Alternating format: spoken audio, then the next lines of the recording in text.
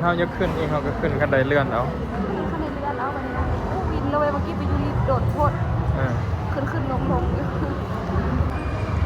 ส่วนหลายมีแต่เสื้อผ้าเด้อสั่นคันเห็นคลิปเรียกเพียงงมเอามาซื้อเสื้อมาส่ง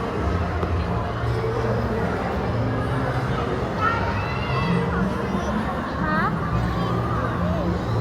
มันมีของลิ้นวะมันปลอดภัยเลยลูกเด้อตัวที่คนบ่หลายแล้วน้องลิ้นนำได้หั่นนะลิ้นแล้วก็เบิ่งเนาะโอ้เด้โซนเบิ่งนี่จังมันของสนามเล็กสนามเด็กลิ้นว่ามันบ่มี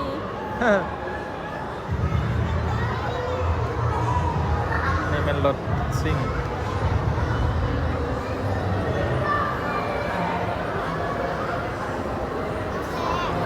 ฮะ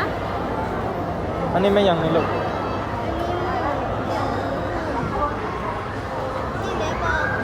ตัวนี้แหละคนน้อยสุดเลยนี่ได้อย่างลูกตัวนี้น่ะ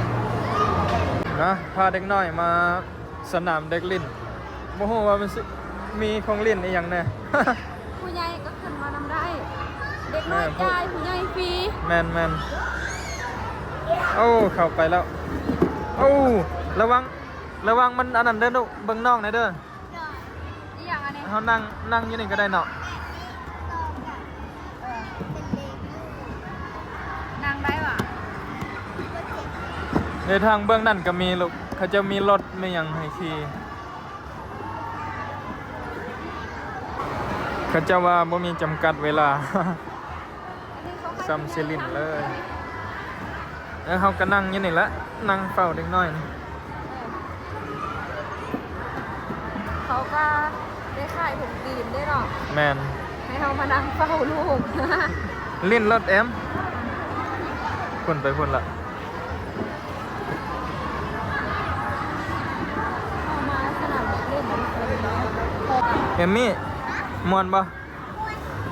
ปิดหน้ามานี่ดูเบิ่งหน้างามๆดูฮ่าฮ่า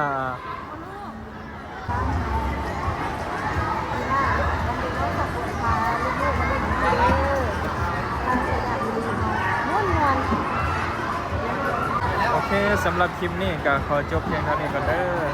แล้วเราจังต่อเบิ่งต่อคลิปใหม่เนาะ เพื่อคนที่อยากเบิ่งคันผู้ใดอยากพาลูกมาเที่ยวมาเล่น